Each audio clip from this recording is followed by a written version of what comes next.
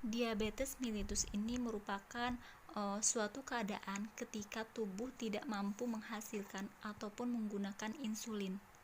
Diabetes mellitus dibagi menjadi dua, yaitu diabetes tipe 1 dan diabetes tipe 2. Diabetes tipe 1 ataupun insulin dependent diabetes mellitus (IDDM) merupakan suatu kondisi autoimun yang menyebabkan kerusakan pada sel beta pankreas. Nah, sehingga timbullah defisiensi insulin absolut.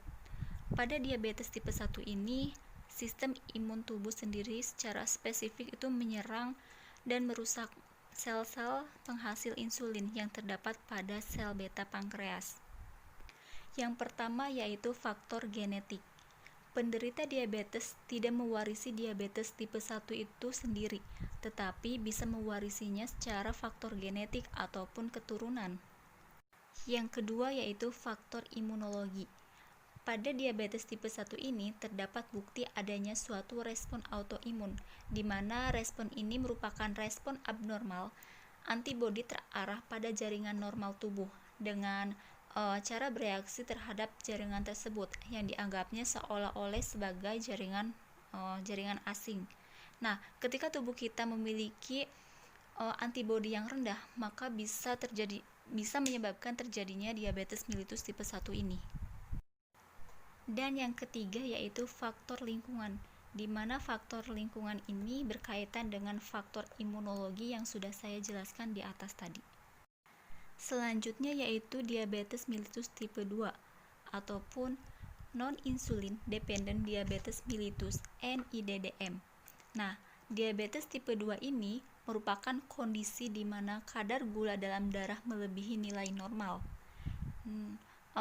Tingginya kadar gula darah disebabkan tubuh tidak menggunakan hormon insulin secara normal, di mana insulin ini merupakan hormon yang membantu gula ataupun glukosa masuk ke dalam sel tubuh untuk diubah menjadi energi.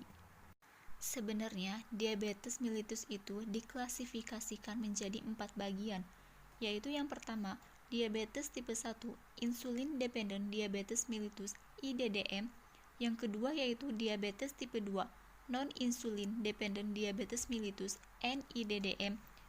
Kemudian yang ketiga yaitu diabetes tipe lain seperti memiliki infeksi rubella, defek genetik kerja insulin, dan yang terakhir yaitu diabetes mellitus gestasional (DMG), di mana diabetes ini disebabkan karena terjadinya resistensi insulin selama masa kehamilan, dan biasanya kerja insulin akan kembali normal setelah melahirkan. Oke, untuk next video saya akan menjelaskan tentang komplikasi pada pasien diabetes mellitus.